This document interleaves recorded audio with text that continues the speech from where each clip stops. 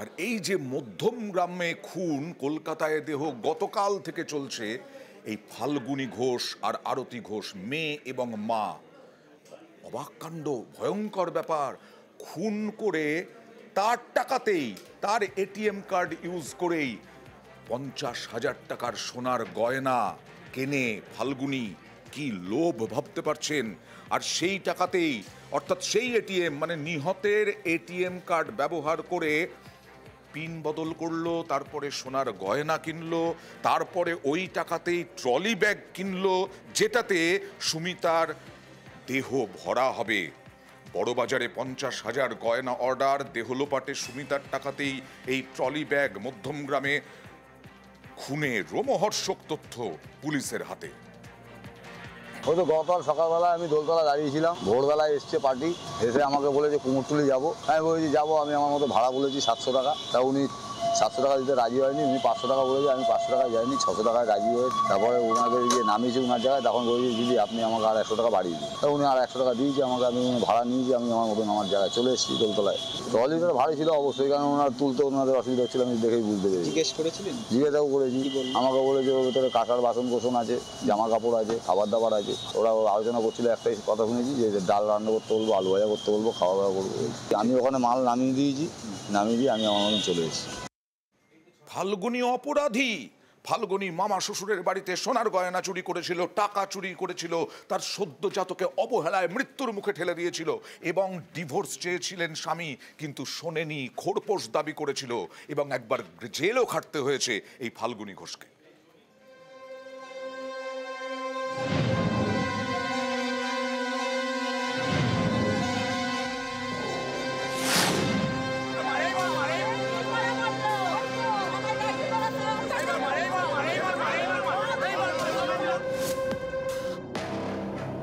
পিসি শাশুড়িকে খুন, তারপর ট্রলি ব্যাগে ভরে মধ্যমগ্রাম থেকে কুমারটুলি, গঙ্গায় দেহ ভাসিয়ে দেওয়ার চেষ্টা, সেটা আর হয়নি। তার আগেই ধরা পড়ে যায় ফাল্গুনী ঘোষ। তার বিরুদ্ধে নানা অভিযোগ, জানা যাচ্ছে ফাল্গুনীর নানা কীর্তি। সালটা 2021, চুরির অভিযোগে জেলে যেতে হয় ফাল্গুনীকে। শিলিগুড়িতে মামা শ্বশুরের বাড়ি থেকে টাকা এবং গয়না চুরি করে ধরা পড়ে যায়। সেই মামলা এখনো চলছে। আমার ভাই আর ভাইয়ের মিসেস এসেছিল, হ্যাঁ ফাল্গুনী ঘোষ। মামার থেকে শুনলাম যে এখানে চুরি হয়েছিল, অর্নামেন্টস আর ক্যাশ। মোরালেস 1 মাসের মতন তারা এখানে মামা শ্বশুরের বাড়িতে স্টে করেছিল। ফিরে যাওয়ার পরে লক্ষ্য করা যায় যে তার আলমারিতে, সুব্রত ঘোষের বাড়িতে বহু গচ্ছিত সোনা গয়না এবং আরো মূল্যবান সামগ্রী তাদের মিসপ্লেস হয়ে যায়। তদন্তের সাথে জিজ্ঞাসাবাদ করায় তার কাছ থেকে সমস্ত যত চুরি যাওয়া সামগ্রী ছিল সেগুলো সবকিছু ওই ফাল্গুনী ঘোষের কাছ থেকে পাওয়া যায়। তদানীন্তন বিচারক তাকে তার জামিনের আবেদন নাকচ করে দিয়ে তাকে জেল হেফাজতে পাঠিয়েছিলেন। জানা গিয়েছে এই ফাল্গুনী ঘোষ উত্তর 24 পরগনার মধ্যমগ্রামের বাসিন্দা। অসমের জোরহাটের পাত্রের সঙ্গে সম্বন্ধ করে বিয়ে হয়। ফাল্গুনীর এক সন্তানও হয়। জন্মের 1 মাসের মধ্যেই মারা যায়। ফাল্গুনীর অবহেলার কারণে সদ্যজাতর মৃত্যু হয় বলে অভিযোগ। শাশুড়িকে মারতে পারে, পিসি শাশুড়ি মারতে পারে, সে তার নিজের সন্তানকে মেরেছে, কারণ তার সন্তান চাই না। তখন তার বুঝতে পারিনি যে তার দোষ আছে। এখন ধীরে ধীরে তার সমস্ত পাস্ট হিস্ট্রিতে একটার পর একটা যোগ করলে দেখা যাচ্ছে সেই দায়ী। অভিযোগ, গত 2.5 বছর ধরে স্বামী এবং শ্বশুরবাড়ির সঙ্গে ফাল্গুনীর কোনো সম্পর্ক নেই, তবে ডিভোর্স হয়নি। শ্বশুরবাড়ির বিরুদ্ধে নারী নির্যাতনের মামলা করে ফাল্গুনী। বারাসাত আদালতে সেই মামলা এখনো চলছে। আমাদের এগেনস্টে সে বধূ নির্যাতনের কেস দিয়েছিল। কারণ হলো প্রতিহিংসামূলক। তার শিলিগুড়ি চুরি কেসটা আমাকে প্রেসারাইজ করতে উঠাবার জন্য। আমি বলেছি যে এটা তো আমার হাতে নেই, এটা তো West Bengal police versus Falguni Ghosh. আমার এগেনস্টে একটা কেস করেছে পুরো ফ্যামিলিকে নিয়ে 498 লাগিয়ে, যে আমরা নাকি ওর উপর নির্যাতন চালাই। শিলিগুড়ির থেকে একটা মহিলাকে আসামে গিয়ে নির্যাতন কে করবে বলেন? ওরা থাকতো ফার্স্ট ফ্লোরে আমার মা বাবার সাথে। আর তখন থেকে আমাদের কোনো সেরকম টাচ ছিল না। ডিভোর্স তো হয়নি, কারণ ডিভোর্সের জন্য আমরা বলেছিলাম মিউচুয়াল কনসেন্টে করো। ওর তো শুধু টাকার লোভ, ভরণ পোষণ দেন, বাবা নেই। পিসি শাশুড়ি সুমিতা ঘোষকে খুনের ঘটনাতেও উঠে আসছে সম্পত্তির লোভের তত্ত্ব। অসমের জোরহাটের বাসিন্দা সুমিতা ঘোষ। নিঃসন্তান সুমিতার সঙ্গে তার স্বামীর সম্পর্ক নেই। তদন্তে পুলিশ জানতে পেরেছে অসমে সুমিতার অনেক সম্পত্তি রয়েছে। কলকাতার একাধিক ব্যাংকের ভল্টে গয়নাও রয়েছে। এই সব সম্পত্তির লোভেই কি ফাল্গুনী খুন করেছে তার পিসি শাশুড়িকে? উত্তর খুঁজছে পুলিশ। নিউজ 18 বাংলা। ঘোলার হোটেলে খুন না আত্মহত্যা? প্রেমিকা গ্রেফতার, যুবকের মৃত্যুতে। জানা যায় এই সম্পর্কের টানাপোড়েন ছিল যুবক যুবতীর, এবং তারপরেই সেই হোটেলে ওঠার পরে তাদের মধ্যে ঝগড়া হয়। টানাপোড়েন, সম্পর্কের টানাপোড়েনে তারপরের দিনই মৃত্যু হয় ওই যুবকের। বেপাত্তা ছিল বান্ধবী, গ্রেফতার।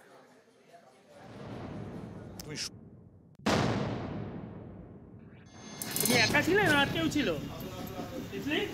তুমি একা ছিলে না আর কেউ ছিল? সোদপুরের ঘোলার হোটেল, হোটেলের ঘর থেকে উদ্ধার যুবকের দেহ, নাম বাবলু মণ্ডল।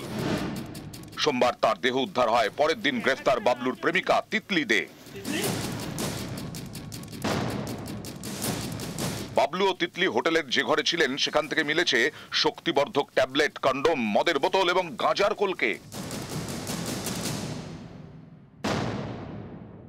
কেউ নিজের জীবন নিজে দিতে পারে না, ওকে মেরে ফেলা হয়েছে। মদ যদি খেয়ে থাকতো, মদ খেলে মানুষ মরে না, কিন্তু মদের সঙ্গে অবশ্যই কিছু খাইয়েছিল, প্ল্যান করেই মেরেছে।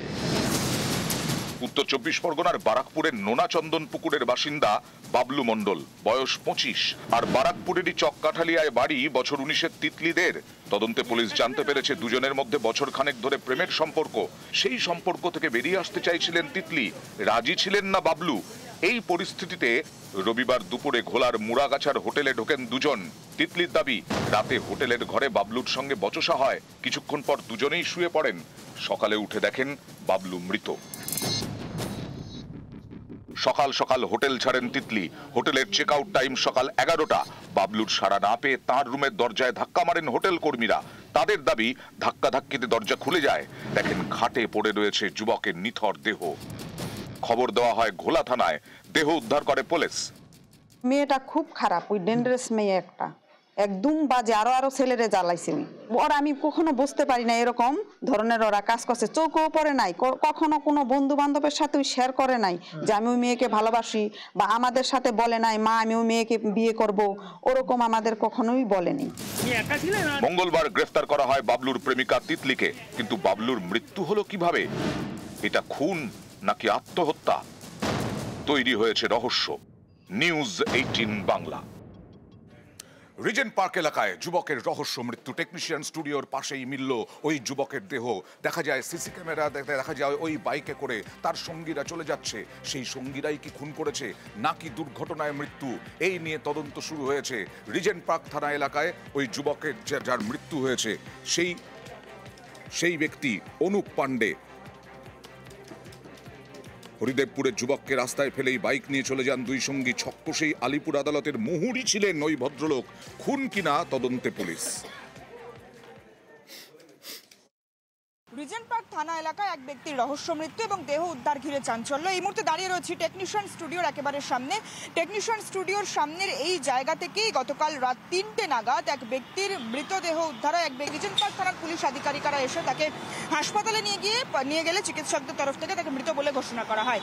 যেমনটা পুলিশ মারফত জানা যাচ্ছে যে ওই মৃত ব্যক্তি বছর 35-এর অনুপ মণ্ডল, হরিদেবপুরের বাসিন্দা, এক আইনজীবীর ক্লার্ক হিসেবে কাজ করতেন। রাতে তিনি বেরিয়েছিলেন এবং তারপর এই ধরনের ঘটনা ঘটলো। কিভাবে এই ঘটনা ঘটলো গোটা বিষয়টি তদন্ত করে দেখছে রিজেন্ট পার্ক থানার পুলিশ আধিকারিকেরা। তবে পুলিশ সূত্রে এও জানা যাচ্ছে ওই ব্যক্তির দেহ যখন এখানে পাওয়া যায় তার মাথার পেছনে চোট ছিল, বাঁ পায়ে একটু আঘাতের চিহ্ন ছিল।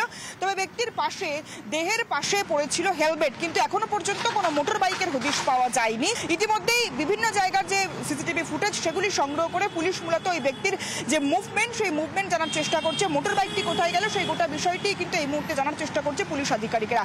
ক্যামেরায় খোকনের সঙ্গে Susmita, news 18 Bangla, Kolkata.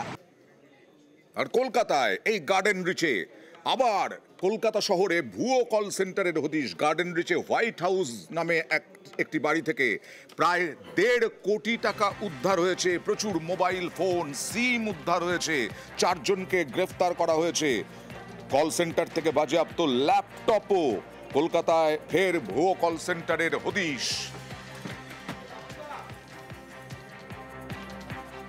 Location fix up করি, একটা কল সেন্টারে পাওয়া গেছে যেখানে international plus within the India দোনো রকমের সাইবার ফ্রড, ব্যাংক ফ্রড এই টাইপের কল করা হতো।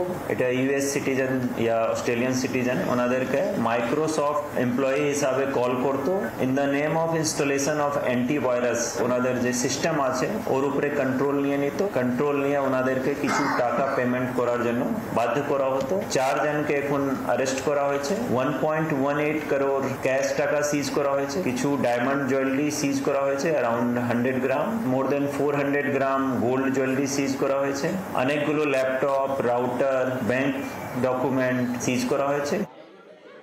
প্রাথমিক নিয়োগ দুর্নীতি মামলায় সিবিআইয়ের সাপ্লিমেন্টারি চার্জশিটে জনৈক অভিষেক বন্দ্যোপাধ্যায়ের নাম, কিন্তু সেই জনৈক অভিষেক বন্দ্যোপাধ্যায়ের পরিচয় বলেনি সিবিআই। যদিও চার্জশিটে থাকা এই অভিষেকের পরিচয় জানায়নি সিবিআই, এর পেছনে রাজনৈতিক উদ্দেশ্য আছে। বিবৃতি দিয়েছেন আইনজীবী অভিষেক বন্দ্যোপাধ্যায়ের সঞ্জয় বসু। বলা হয়েছে রাজনৈতিক উদ্দেশ্য প্রণোদিতভাবে অভিষেক ব্যানার্জির ভাবমূর্তি নষ্ট করার চেষ্টা করছে সিবিআই। ইডি সিবিআইয়ের সঙ্গে পূর্ণ সহযোগিতা করেছেন তিনি। অভিষেক ব্যানার্জিকে অকারণ হয়রানি করা হচ্ছে।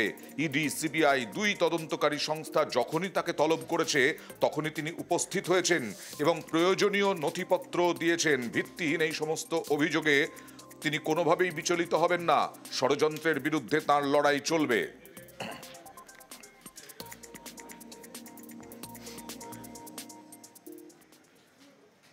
এবার আপনাদের যে খবর দেখাবো তা হচ্ছে মুর্শিদাবাদ সীমান্তে আবার বাংলাদেশের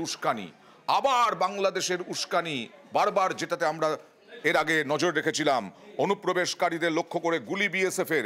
মুর্শিদাবাদের জলঙ্গির চরভদ্রা সীমান্তে গুলি, 8 দুষ্কৃতীকে লক্ষ্য করে গুলি বিএসএফের। জলঙ্গির চরভদ্রা সীমান্তে নিরাপত্তায় আরো জোর। আওয়াজ শুনেছিলেন? হ্যাঁ শুনেছিলাম। কটার দিকে মোটামুটি?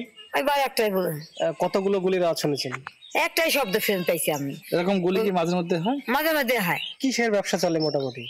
ওদের পেন্সিলের রানি, ওটা মদ ডিটি সিটি, হাতে কোনো মাল টান সোনা দানা আনতো, ওই জন্য গুলি হয় মাঝে মধ্যে। মাঝে মাঝে ধরেও মাঝে মাঝে ধরেও।